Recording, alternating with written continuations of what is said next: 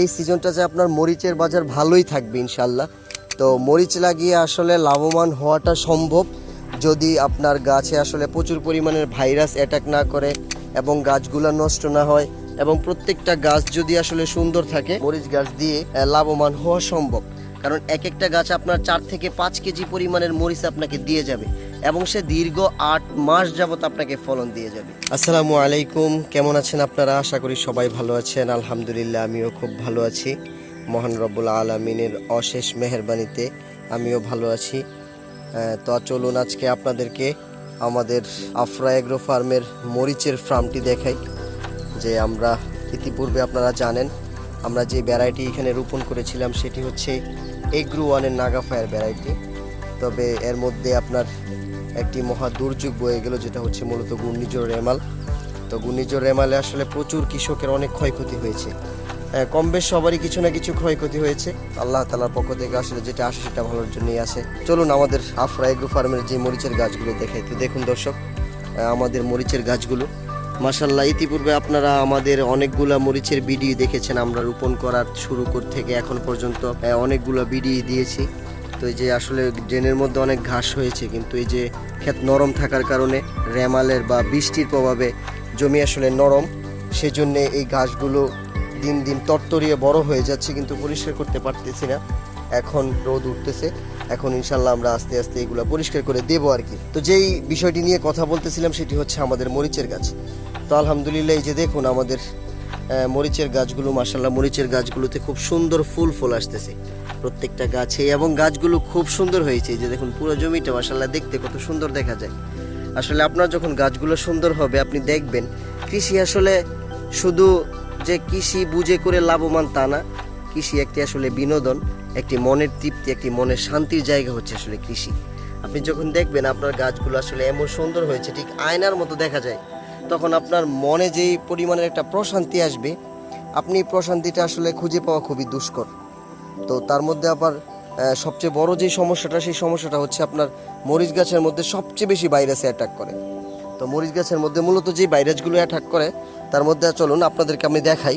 গাছগুলো আসলে কত সুন্দর, কিন্তু গাছগুলো সুন্দর থাকা সত্ত্বেও কিছু কিছু গাছের মধ্যে আপনার হুটহাট করেই ভাইরাস চলে আসে।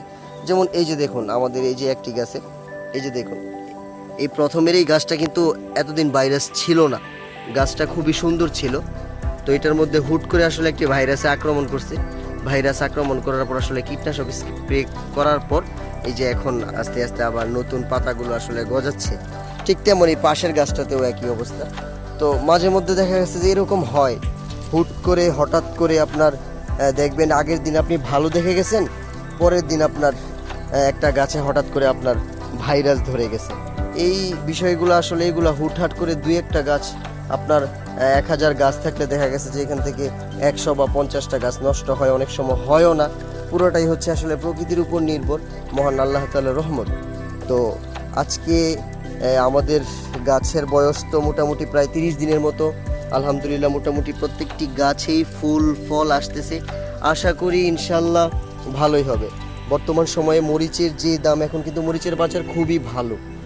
তো এখন থেকে মোটামুটি এই যে সিজনটা আছে, এই সিজনটা যে আপনার মরিচের বাজার ভালোই থাকবে ইনশাল্লাহ। তো মরিচ লাগিয়ে আসলে লাভবান হওয়াটা সম্ভব যদি আপনার গাছে আসলে প্রচুর পরিমাণের ভাইরাস অ্যাটাক না করে এবং গাছগুলো নষ্ট না হয় এবং প্রত্যেকটা গাছ যদি আসলে সুন্দর থাকে, মরিচ গাছ দিয়ে লাভবান হওয়া সম্ভব।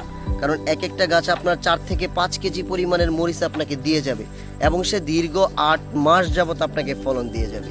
তো সেজন্যে মরিচ গাছ আসলে মরিচ রোপণ করা, মরিচ লাগানো এই সিজনটাতে, কারণ এখন হচ্ছে আপনার বর্ষাকাল, বৃষ্টি বাদলের দিন। তো এই বৃষ্টি বাদলের দিন দেখা গেছে যে নিচু যে জমিগুলো আছে, নিচু জমিগুলোতে যারা আসলে মরিচ বা বিভিন্ন রবি শস্য আবাদ করতো, তারা দেখা গেছে যে পানি উঠে যাবে, সেজন্য মরিচটা আসলে মানুষ আবাদ করে না। আর এখন যেহেতু মরিচের সিজন না, তো সেই জন্যে আপনি যদি এই সময়টাতে মরিচটা বাছাই করেন তাহলে অবশ্যই মরিচ খেতে আপনাকে লাভবান হওয়া সম্ভব যদি আপনি আধুনিক পদ্ধতিতে, মালচিং পদ্ধতিতে, বিজ্ঞানসম্মত উপায়ে যদি আপনি আসলে মরিচটা চাষ করতে পারেন এবং ভালো জাত বেছে গুণমানসম্মত বীজ, মানসম্মত জাত, ভালো কোম্পানি থেকে যদি আপনারা আসলে বীজগুলো সংগ্রহ করতে পারেন, চারাগুলো সংগ্রহ করতে পারেন, তাহলে আশা করা যায় অবশ্যই আপনারা মরিচ চাষে লাভবান হবেন। তো আলহামদুলিল্লাহ আমরা যেই জাতগুলো এখানে নিয়েছিলাম আপনারা জানেন এটি হচ্ছে এগ্রো ওয়ান কোম্পানির নাগা ফায়ার একটি ভ্যারাইটি। তো আলহামদুলিল্লাহ আমি প্রথম এই মরিচটি চাষ করতেছি। তো প্রথম অনুযায়ী আলহামদুলিল্লাহ আমার গাছগুলো খুব সুন্দর হয়েছে। দেখুন গাছে আপনার ফুল ফল, প্রত্যেকটা গাছেই আলহামদুলিল্লাহ ফুল ফল আসতেছে এবং খুবই অল্প সময়েই ফুল ফলগুলো চলে আসছে। আমরা কিভাবে আসলে পরিচর্যা করলে এই প্রবলেমগুলো আসলে সলভ হবে সেই পরামর্শ আপনারা আমাদেরকে দিবেন, আমাদের সঙ্গেই থাকবেন, আফরা এগ্রো ফার্মের সঙ্গেই থাকবেন। ভালো থাকবেন, সুস্থ থাকবেন। আসসালামু আলাইকুম ওয়া রাহমাতুল্লাহ।